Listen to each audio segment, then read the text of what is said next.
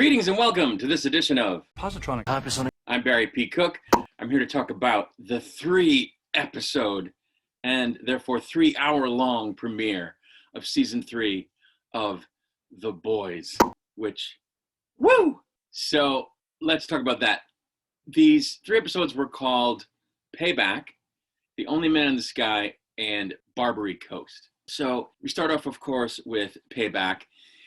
And we find that we are a year after the events of last season at the premiere of a Supers movie called Dawn of the Seven, in which Charlize Theron is playing Stormfront, who is, shall we say, in a kind of a rough way after the events of last season.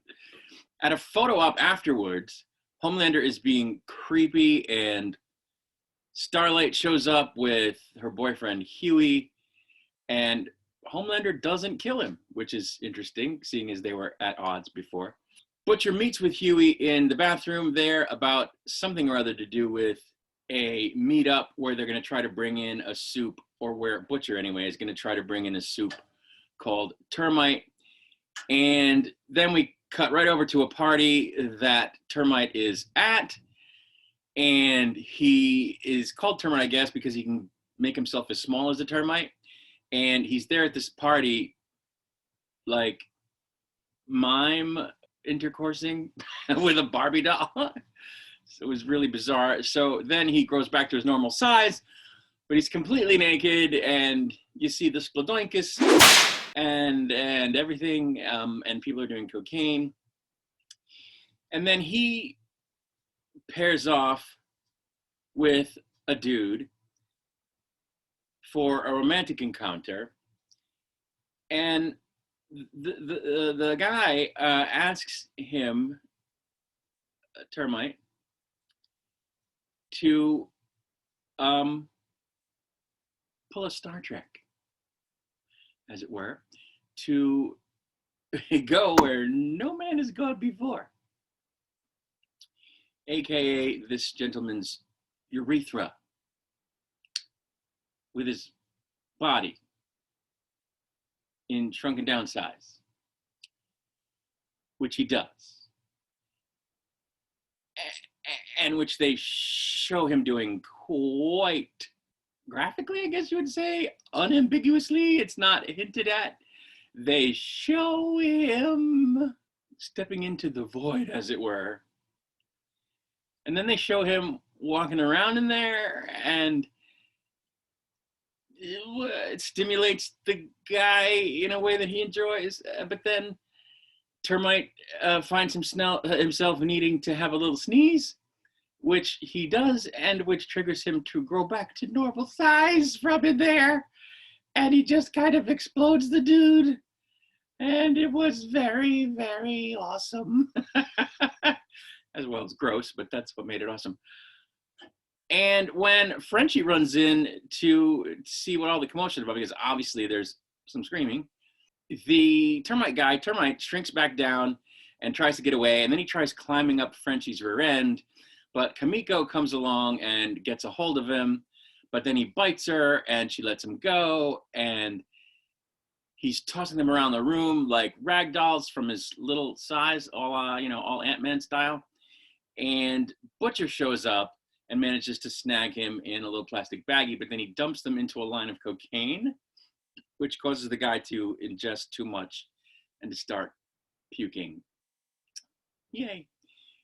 Turns out that Huey is working for the Bureau of Superhero Affairs now, and apparently he's the shit because he brought down Stormfront, or was key in the bringing down, the takedown of Stormfront.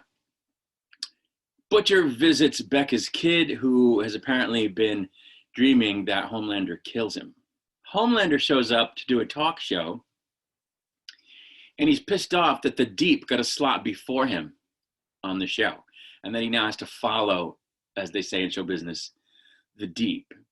And you can just about see the coin flip in Homelander's head when he decides whether or not to kill Deep right there on the spot, which he doesn't. And that is a massive credit to Antony Starr, who just is crazy good in this part. I've studied acting, I've done some acting, and I try to appreciate things, involving, people acting out roles in a way that appreciates the craft of acting. And he is hands down just unbelievable in this part. And I think I've mentioned this before. He's on a show called Banshee. Well, it's over now, but it was for 4 seasons on, I think, Showtime. Or Cinemax, one of those. And it's a completely different character, and he does a great job in that as well, but the character is more of a normal person. I mean, that not a completely normal person, otherwise it wouldn't be drama on the show. There's a twist to who his character is on that. But it's more in line with normalness, and he's not like a complete psychopath with superpowers as he is here, and with a massive god complex. So to play something like that and play it where you really believe that they found a guy who was that and just put him in the show, because he's incredible. He's just incredible, and he creeps me the hell out. And he was scheduled to come to Rhode Island Comic-Con, I think last year, but had to back out. And I was just really bummed because I wanted to meet him and say, dude, you creep me the hell out. Anyway, he then goes on the talk show after The Deep. And it's funny because when he's in front of the public, he has to pretend he's normal. So not only does Antony Starr play this character that is completely bonkers out of his mind, but he plays the character at times when the character has to pretend that he isn't that, which for someone who is kind of a psychopath or a sociopath and who finds themselves having to play normal, which they all do, he does a great job at playing a guy who's playing a version of himself that isn't himself. So it's so crazy good. But in doing this, he claims that Stormfront was not known to him to be a Nazi, and that he didn't notice because he's got foibles just like real people. And like I say, it was just creepy as hell. We then switch over to Mother's Milk, who attends his daughter's birthday party at his ex-wife's house and seems unhappy that his ex has moved on to another dude. Stan meets with a guy who's running for office at the Vought headquarters about the military buying a superhero formula that temporarily makes people superpowered so that the military can have super soldiers, but super soldiers who don't retain the powers long term, which would make them impossible to manage. Huey and Butcher then argue over Termite making a deal with the Bureau of Superhero Affairs to avoid prison, and he urges Butcher to move on from, Huey does, he urges Butcher to move on from the super hunting business. Starlight and Highlander meet with Stan, and she's told that she's being made a co-captain of the Seven since Homelander's numbers are down and hers are a 96, which no one has ever had. But she tries to beg off, knowing that Homelander is seething about this. But Stan won't let her back out, and he tells her to think about it. So he won't let her outright back out, at least not in the moment. We then see that she is performing the job of a judge on a talent contest, a superhero contest, basically, to see which super people are going to fill the 2 empty seats on the Seven. And one of the contestants is her ex-boyfriend, Supersonic, which makes Huey very jealous, which pisses off Starlight, who ends up deciding, yes, she's going to become co-captain. Highlander then gives A-Train a hard time about his caloric intake, and when he says, fuck you, in response, under his breath, after Homelander had walked away, Homelander hears it and goes back and almost laser kills him right there in the hallways of Vought, causing Maeve to text someone that they have to do something about him. After this, he goes to visit Stormfront in the hospital, and she's very messed up, it turns out. One of her arms is like half missing and half of her face is like messed up. And while they're talking, he presents his self to her for her to manipulate with her good hand for his enjoyment, as it were. But he walks away before this act can be completed because she's talking to him the whole time about how she wants to become like Super Hitler and lead an Aryan army of perfect people like him and like her, I guess. But he doesn't want any part of it, which is weird, but okay. Maeve goes to visit Butcher in her civilian clothes and gives him a folder on Soldier Boy, but more specifically about the fact that he was taken out by some kind of weapon, or at least incapacitated, and disappeared. Because she thinks that if they figure out what happened there, they can do likewise to Homelander and neutralize him. And she seems to think that the key to finding out what happened is to locate Soldier Boy's old teammates, who might be able to shed some light on what it was that took him out. She then gives him a bunch of that temporary superhero formula that will give him powers for a day. Next, we see Homelander visit Butcher at home because he wants to know where his kid is. And Butcher, who, by the way, doesn't even flinch in Homelander's presence because he is just out of shits to give and has been for a long time, and quite frankly, doesn't care if Homelander kills him. So he basically tells Homelander to go pound sand and taunts him, in fact, about how his numbers are down and how he's got a co-captain now, after which Homelander proposes that they go even harder at each other and see who wins, you know, over the course of time, which Butcher's like, yeah, okay, whatever. In fact, he even tells him at one point, why don't you just liza my brain?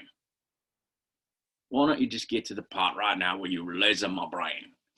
So it was just, Karl Urban in this is the other equally fantastic actor. Everybody else is competent. Everybody else does a good job. Juan Carlos Esposito, I think that's his name, does a good job. Starlight does a good job. But the standouts by far are Anthony Starr and Karl Urban. They're just fantastic. Huey goes back to the Bureau only to find his, or arrives at the Bureau, I should say, only to find his partner, Nadia, who goes by a different name, but whom we come to realize is actually Nadia, walking along the street and being pursued by someone who seems to know her, who had been at the Bureau before asking for her, and only to be turned away. And it turns out that they're both supers. And when he tries to kill her, she returns the favor and ends up blowing his face off, apparently with her mind, like exploding his head or whatever. She does a thing and the front of his face just comes off. And then a few minutes later, his whole body just like erupts and explodes. And Huey witnesses all of this from like behind a dumpster. And then she makes a phone call saying, yeah, I've got a situation. I need a team. So Huey is like, oh my word, this person who works with me at the Bureau of Superhero Affairs, who's been like an anti-Vought, anti-super person, you know, in her presentation, is actually a super, like, in hiding, and he's horrified. And that's where episode 1 ended. As we get to episode 2, we see that Deep has written a book about his escape from the cult that he was involved with last season, which has been made into a movie where Billy Zane plays the cult leader. And it's called Not Without My Dolphin, which is hilarious, but okay. Butcher then has a dream about going through with taking the super formula, but then wakes up. So he hasn't taken it. He's dreaming about what happens if he takes it, and he wakes up after the dream shows him that it might not be good for him to do that. He then goes to see Mother's Milk about helping him track down Soldier Boy's former teammates, but he doesn't seem interested. We then find ourselves at a super theme park with all kinds of crazy attractions and whatnot based on the 7. And we find Scarlet Countess, one of Soldier Boy's former associates or team members, putting on a sort of magic act / I don't know, variety show And after this show, Frenchie and Kimiko tried to take her in, only to have her escape and accidentally explode a Highlander cosplayer in the park. There's a lot of exploding of people and people parts on the show, and I love every second of it. But here again, it happens. I only wish it was easier to like slow down Amazon Prime and watch these explosions in slow motion, because I totally would. I'll have to find some videos on YouTube and do it. But yeah, that happens. We next see Homelander trying to hatch a plan to, or bring to fruition a plan to humiliate Starlight and take her down a peg. But Stan stops him, threatening to, basically release the video of him letting a whole bunch of people die on the plane, which happened last season. Apparently they've been holding this over his head for a while to keep him in line. We then see that A-Train is trying to upgrade his image. Next, we see Huey visit a school where I guess there are kids with superpowers, and he's there claiming that he and Starlight have a plan to adopt a child, but it's a ruse to get info on Nadia, who I guess he suspects had attended this school, and it turns out he's right. Butcher visits Soldier Boy's sidekick Gunpowder, who is apparently a gun company spokesperson now, as well as a victim of abuse at the hands of Soldier Boy, which Butcher unsuccessfully tries to leverage to get him to give up info on what happened to Soldier Boy, but instead, Gunpowder tries to kill him. When a civilian girl seems ready to jump off a building to commit suicide, Homelander tries to talk her down, but things go wonky when he sees a billboard with breaking news, that ends up in his line of sight while he's on the top of the building, announcing that Stormfront has killed herself, causing him to lose it and go on a rant comparing himself both to Jesus and God, and to tell the girl that she should jump. After which, something that we don't see, in fact, causes her to plummet to the ground and, can you guess, explode into greasy bits. Nadia then confronts Huey about not telling her about the guy that we saw her kill when he first came looking for her. But Starlight interjects and kind of saves his bacon and helps him save face before Nadia gets, upset or anything. Mother's Milk's ex, meanwhile, advises him to go back and work with Butcher because it's what he needs to do, and that he's not doing that, him not doing that anymore is driving him crazy. Huey, meanwhile, decides that things are all rigged because of how Nadia is obviously in league with Vought, because somebody's covering for her, somebody's, bringing resources to bear when she has problems like, I don't know, killing a dude in an alley. So he tells Butcher he wants to go back to doing things Butcher's way, but apparently he's going to try to stay with a cover of, working at the Bureau. Butcher ends up taking the V and again goes after Gunpowder to get info from him, but ends up punching him very badly before accidentally cutting him in half, or cutting half of his head off, I should say, with the laser eyes that he now has and can't really control. Homelander and Starlight take the stage at Homelander's birthday show, and someone makes a crack about Stormfront being a Nazi, and Homelander again kind of loses it and goes on a rant, but this time it's in front of live cameras.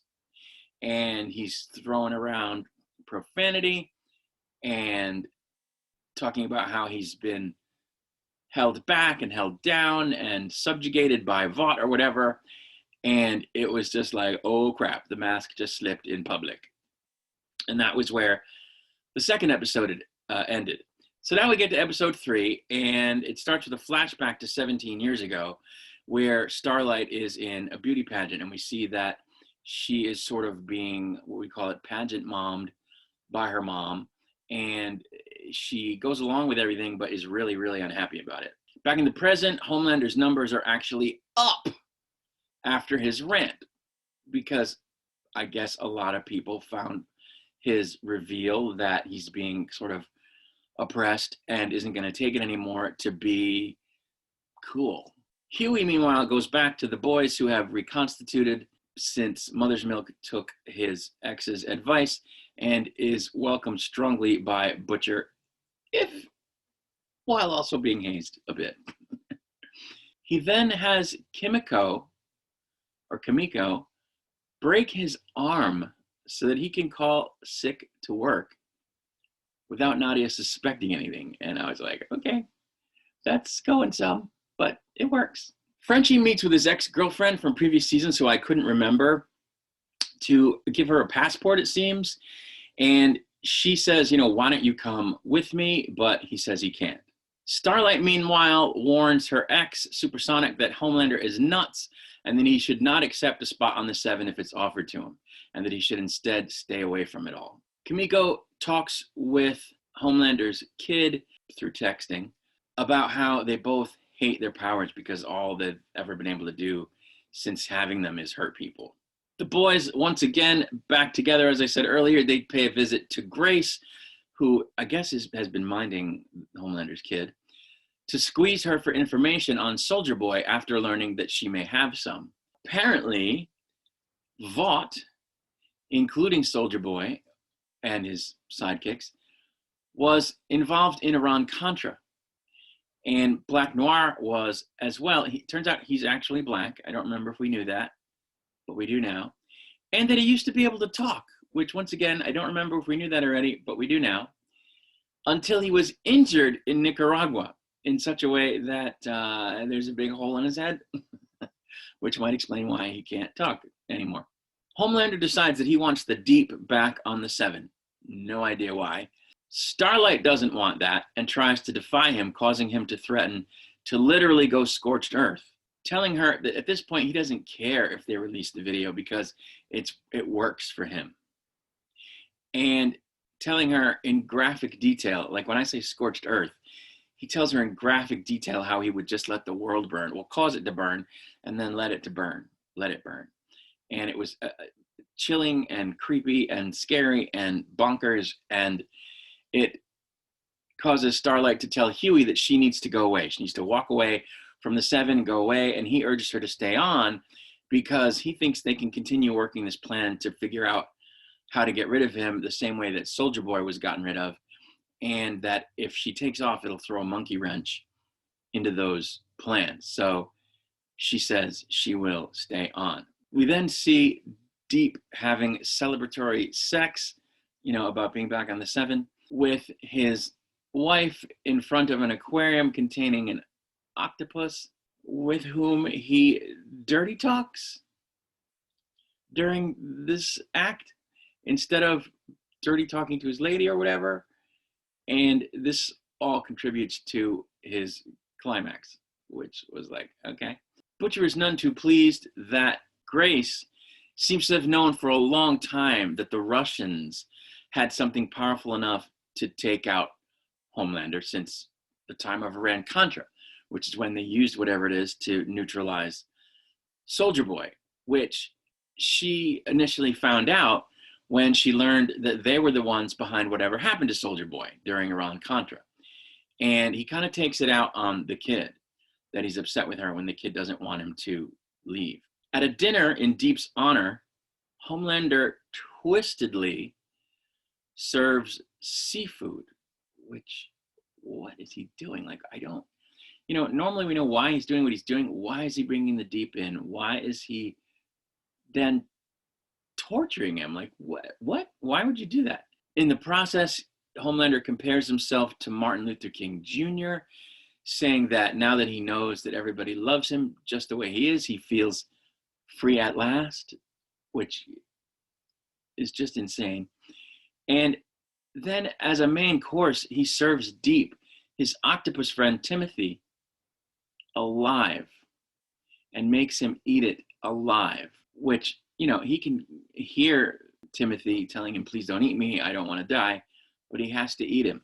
And his wife approves of this and urges him to go ahead and do it because I guess she thinks it's good for him to be back on the 7, which, I mean, it is in a way, and that, in turn, that's good for her. So she just like eggs him on, and it's like, really messed up. Homelander then surprises Starlight with a semi-public claim that she and he are together, which she has no choice but to agree with, even though obviously she's not at all happy. And that's where episode 3 ended. And I have to say, I thought that these 3 episodes were fantastic. I don't remember much of the first and second seasons because it's been so long and because I'm old. But I remember liking them. I remember not really understanding the second season so much. But this season, the lines are very clearly drawn in terms of what's at stake and, what the various characters' agendas are. And I think they've come up with a great, story surrounding those things, or that portrays those things. And the cast is really good. As I said, Karl Urban and Antony Starr are massive standouts. They are just excellent. The superpower stuff is very cool. The exploding people and exploding heads and all of that stuff is very, very cool. And I just cannot wait for the rest of this season. I think, this story of this out of control, God wreaking havoc in every imaginable way possible, and in some ways that aren't imaginable, while the rest of the super people, who, by the way, are all dysfunctional and all have their own baggage, recognize that he's like a massive threat to the world, and they need to figure out a way to neutralize him, is just fantastic. I mean, I suppose they've been dabbling with that whole thing, up to this point, more in the second season than the first, if I remember correctly, which I might not be. But last season sort of focused on Stormfront and getting rid of her and all that. So I don't know. This, to me, is a better plot. And I think it's really putting the characters through their paces. It's putting the actors through their paces. And I think it's entertaining as hell. So I'm very much looking forward to the rest of the season. And I know that's not much commentary compared to how much episode detail I went through, but I think I commented on the details as they came up, and there just isn't a lot more to say. When a show is bad, there's a lot of stuff you can talk about. This was bad, that was bad, why didn't they do this, why did they choose that? When a show is really, really good, you can't say much more than I've said. I don't think. So I'm going to leave it there. I will be back with my review of the next episode once it releases, which frustratingly is a week away at this point. Until then, I wish you peace and long life.